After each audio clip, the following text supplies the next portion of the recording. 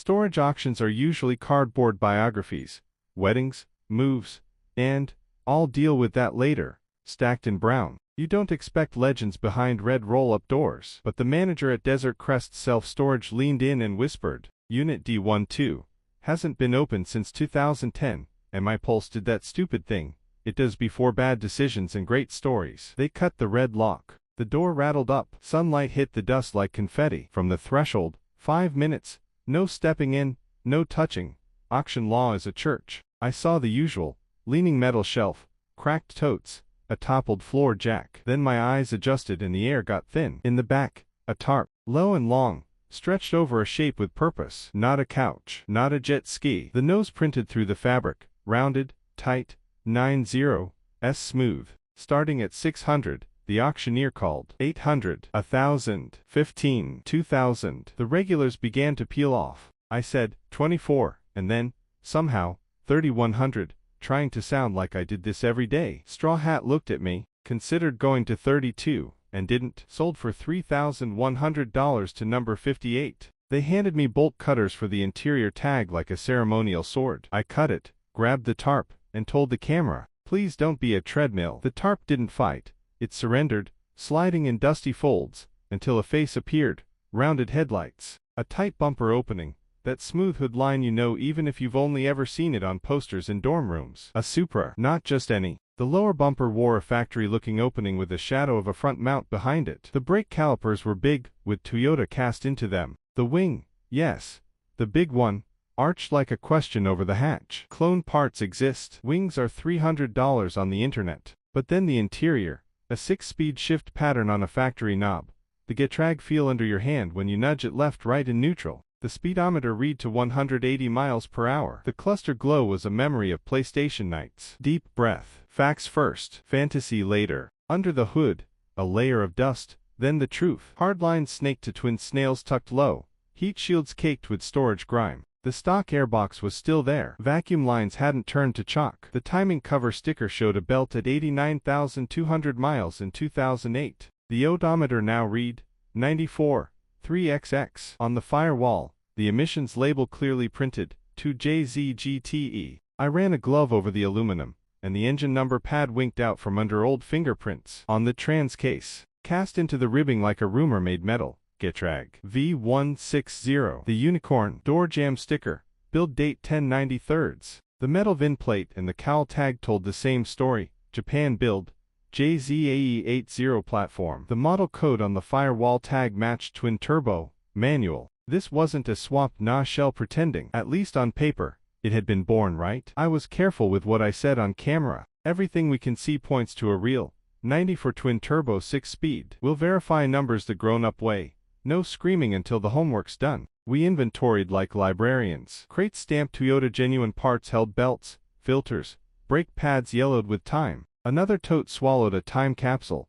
Faded photos of a silver Supra at a canyon turnout. A young guy in a baseball cap giving the camera a thumbs up, and a handwritten list titled BPU plan, downpipe, catback, intake, clutch. In the bottom, a factory window sticker, creased but legible. 1,990 for Toyota Supra Turbo, 6-speed manual, Renaissance red, black leather. Options circled in blue pen, sport roof, premium sound. MSRP. That would make past you laugh, and present you cry. Why abandon a legend? The next folder tried to explain. Service receipts through the late 2000s from a local dealer. Timing belt, water pump, cam seals. Then an independent shop, Plutch chatter diagnosed. Estimate stapled to a sticky note, back order, Getrag parts, NLL, no longer available. 2010, storage contract signed by Evan Park. Auto pay set up. The payments kept coming until they didn't. We got the Supra rolling. The right rear brake was fused to memory. A careful tweak at the adjuster freed it with a little puff of rust. We slid Goyaks under the wheels, towed gentle, and let the car meet the sun again. In harsh daylight the paint told truths. Silver now, originally Renaissance red under the jams. A respray years back, not terrible, not concours. The spoiler had a small crack at the base. The rear quarters had that honest orange peel you get when a painter doesn't chase glory. The panel gaps were factory good. The hatch struts were dead.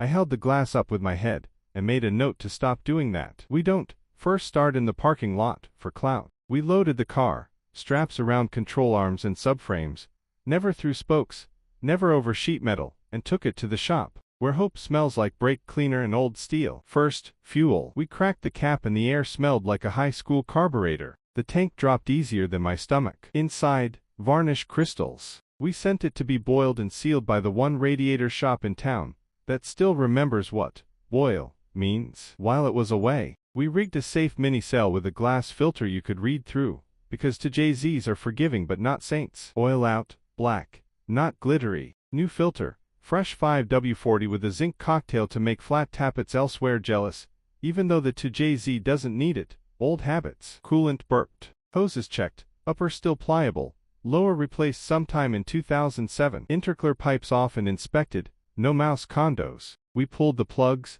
NGK coppers, heat range right, misted the cylinders with a whisper of oil, and hand-turned the crank. Smooth. No. Stop that. You fool. Moises. Electrics. New battery. Grounds cleaned like we were polishing silverware for royalty. Key to AECC. Cluster alive. No smoke released. ECU part number matched up. 90 for turbo manual. We pulled the EFI relay and spun the engine over to build oil pressure. The gauge climbed politely. Relay back in. Moment. Ready. Nate asked, holding a fire extinguisher like a talisman. I tapped the throttle twice out of superstition. Key forward. The starter word a familiar 90s tune. The 2JZ coughed, stumbled, caught, and then decided to negotiate. Idle hunted, then settled at -900. The twins made a faint SHHH as old air moved through old pipes. Oil pressure strong. Alternator light off. We looked at each other with the dumb smiles of two people who just got away with it. Leaks. A weeping banjo at the power steering pump. Typical. A soft drip at a heater hose clamp. Tightened. No fuel smell. We watched temps climb to operating and the upper hose go warm. The fan clutch woke. The car exhaled. So did we. The internet always wants numbers. We put them on the whiteboard. Compression test next. Leak down if needed. Clutch feel TBD. Brake refresh mandatory. Tires and lines non-negotiable. Money talk. If you're new here, 90 for TT6 speed is the poster child for. Schuldv bought it when values went to space while we were all arguing about oil. But value is a guess until a wire transfer happens. More importantly, it's a person's history on wheels. We chased the person. Evan Park. The storage contract listed a PO box and a now dead phone. A faded envelope in a tote had a return address and a last name that matched the window sticker's original buyer, Park. We did the respectful detective work, public records, a call to a family contact. Hi, this is going to sound strange. Before long I was on the phone with Grace Park, Evan's sister. That car, she said, and I could hear a smile through the long inhale. He bought it used in '99, bone stock. He autocrossed, went to meets. When the clutch started going, he parked it for a bit. Then the parts dried up, money got tight, and he said he'd fix it when the kids were older. She paused. He passed away in 2019. We didn't know the storage had gotten behind. I'm glad it's with someone who cares. I asked the only question you can ask. Do you want it back? A long breath. I can't. But would you? Could you? Let me see it. And if you ever sell it, can we talk first? We wrote it down. On paper, on camera, and on a sticky note on the shop fridge. If the Supra ever becomes money, some of that money goes back to the story that made it matter. Verification day became a celebration of boring excellence. We confirmed the transmission casting marks and stamped alphanumerics on the V160 case. We checked the differential housing and tag, big pumpkin, LSD behavior on a gentle turn, rust-free fins. The ECU wasn't hacked. The loom hadn't been butchered. The twins whistled like two old conspirators any time you breathed on the throttle. The clutch. High effort. Engagement near the top. Not slipping at low load. The notorious Getrag parts in Ella story still true in places, but forward gears felt like money pushing through butter. We shot carefully. No plates, no antics, no first gear to redline pulls in a parking lot. Just the car idling like a patient dragon and moving in first gear under its own power for the first time in a decade. The sound is different when a machine forgives you. Then, the glove box. It was locked. The original metal key in the leather pouch fit with a click. Inside, a cassette labeled Big Willow 02, Evan, and a folded Polaroid of the Supra at a track day. Blue wristband on the mirror. Numbers on painter's tape on the door. On the back, in Evan's hand, bone stock. Feels perfect. We digitized the tape that night. It's just wind and straight six. Hal and a friend laughing in the passenger seat the way good friends laugh when life is mostly ahead. So, restore or preserve. The channel wars rage under every video we make. We picked our usual middle road, rescue the soul. Safety and reliability first, brakes, tires, fluid lines, clutch hydraulics, hoses, mounts.